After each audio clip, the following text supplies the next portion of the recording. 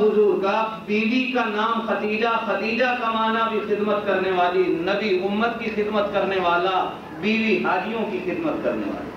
حضور صلی اللہ علیہ وسلم کی دوسری بیوی کا نام ہے سودا بنت زمعہ۔ سودا کا معنی آرام والی، حضور امت کو آرام دینے والے، بیوی ایسی نام والی کہ جس کے نام میں آرام کا معنی ہو۔ حضور صلی اللہ علیہ وسلم کی تیسری بیوہ کا نام ہے عائشہ۔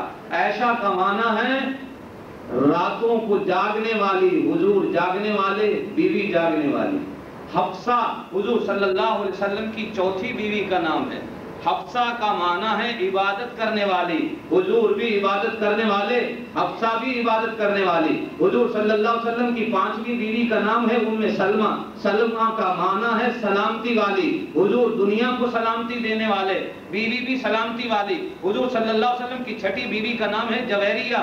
جویریہ کا معنی ہے پڑوسی کا خیال رکھنے والی، نبی بھی پڑوسی کا خیال رکھنے والا، بیوی بھی پڑوسی کا خیال رکھنے والی۔ رحمت کائنات صلی اللہ علیہ وسلم کی ساتویں بیوی کا نام ہے صفیہ۔ صفیہ کا معنی ہے منتخب ہو کے آنے والی، نبی بھی منتخب ہو کے آنے والا، بیوی بھی منتخب ہو کے آنے والی۔ رحمت کائنات صلی اللہ علیہ وسلم کی نویں بیوی کا نام ہے ریحانہ۔ ریحانہ کا معنی ہے خوشبو والی، نبی بھی خوشبو والا، ریحانہ کا معنی بھی خوشبو والی۔ حضور صلی اللہ علیہ وسلم کی 10ویں بیوی کا نام ہے میمونہ۔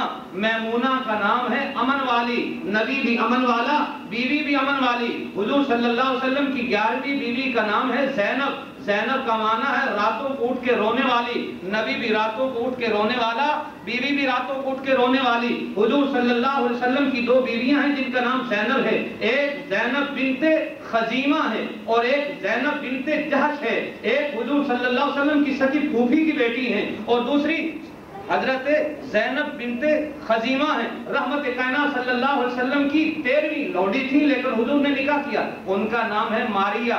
ماریہ کا معنی ہے بزرگی والی، نبی بھی بزرگ، بیوی بھی بزرگی والی۔ حضور صلی اللہ علیہ وسلم کی 4 بیٹیاں ہوئی، بڑی بیٹی کا نام زینب آیا۔ زینب کا معنی راتوں کو اللہ کے حضور رونے والی، بیوی بھی رونے والی، بیٹی بھی رونے والی، نبی بھی رونے والا۔ حضور صلی اللہ علیہ وسلم کی دوسری بیٹی کا نام ہے ام کلثوم۔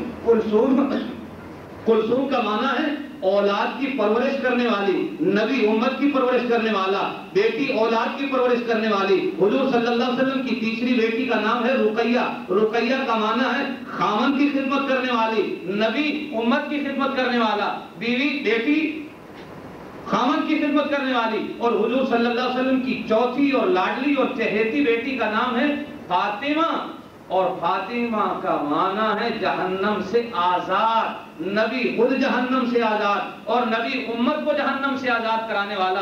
اللہ نے بیٹی وہ دی جو خود جہنم سے اللہ نے پیدا کرتے ہی آزاد قرار دے دی۔ حضور صلی اللہ علیہ وسلم کے علماء نے لکھے 4 بیٹے ہوئے، بعد نے لکھے 3 بیٹے ہوئے۔ بڑے بیٹے کا نام ہے قاسم، حضور صلی اللہ علیہ وسلم کے بڑے بیٹے کا نام ہے قاسم، اور حضور صلی اللہ علیہ وسلم کی کنیت ہے ابو القاسم، اور حضور صلی اللہ علیہ وسلم کے ناموں میں بھی نام ہے قاسم۔ قاسم کا معنی حضور نے خود فرمایا انما انا قاسم واللہ یؤتی، اللہ مجھے دیتا ہے میں امت کو تقسیم کرتا ہوں۔ نبی تقسیم کرنے والا، بیٹا بھی تقسیم کرنے والا۔ حضور صلی اللہ علیہ وسلم کے دوسرے بیٹے کا نام ہے طیب طاہر۔ طیب کا معنی بھی پاک، طاہر کا معنی بھی پاک، نبی خود پاک، بیٹے بھی پاک۔ حضور صلی اللہ علیہ وسلم کے تیسرے بیٹے کا نام ہے ابراہیم۔ ابراہیم کا معنی بزرگی والا، نبی بھی خود بزرگ، بیٹا بھی بزرگی والا۔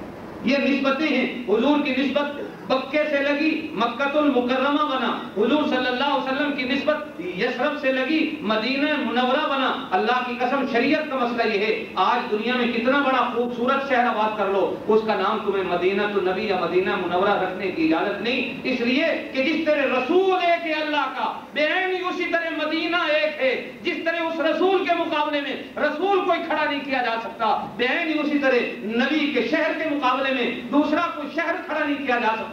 اللہ فرماتے ہیں والذین یؤمنون بما انزل الیک وما انزل من قبلک، میرا نبی تو میرا آخری نبی ہے، ہر چیز ہم نے تجھ پہ انتہا کر دی، تیرا چہرہ آخری، تیری زلفیں آخری، تیرے نقشے آخری، تیری آنکھیں آخری، تیرا ناک آخری، تیرے ہتھیلیاں آخری، تیرے ہاتھ آخری، تیرے پاؤں آخری، تیرا شہر آخری، تیری امت آخری، تیرا کلمہ آخری، تیری شریعت آخری، تیرا جھنڈا آخری، تیرا شہر آخری. میرا نبی جس طرح تیرے نام کے بعد اب کسی اور نام کے ساتھ نبوت کا سلسلہ نہیں جڑ سکتا، بعین اسی طرح کسی اور شہر کے ساتھ مدینہ النبی نہیں جڑ سکتا.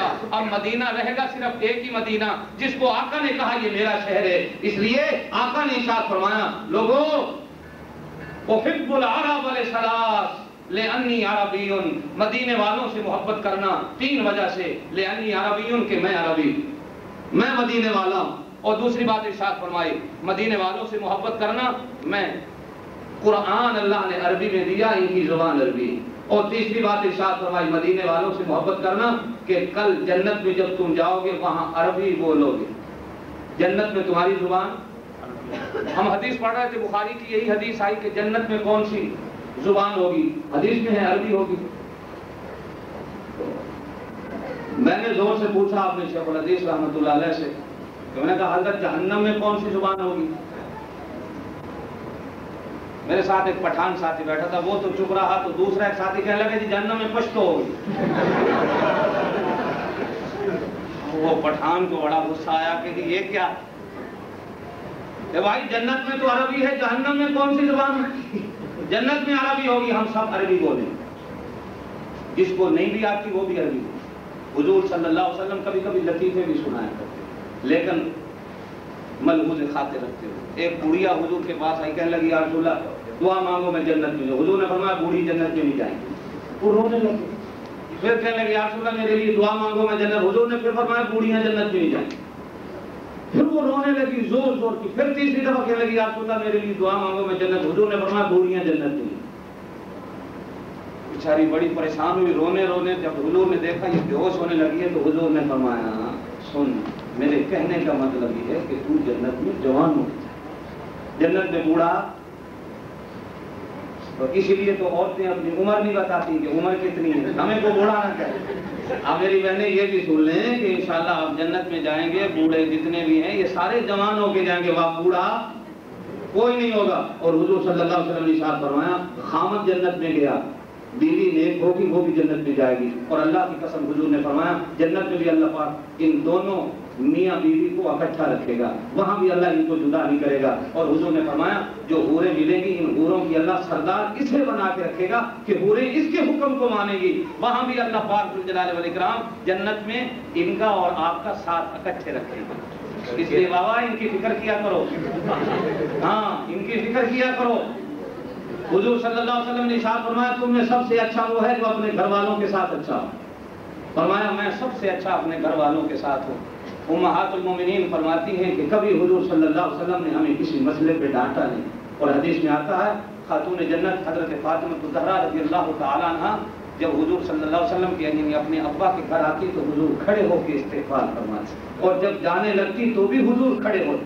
ارے ساری دنیا نبی کے احترام میں کھڑی ہو اور نبی کے گھر میں بیٹی آئے تو نبی احترام میں کھڑا ہو جائے. جب تک گھر سے باہر نہیں نکلتی تھی حدیث کی کتابوں میں آتا حضور کھڑے رہتے.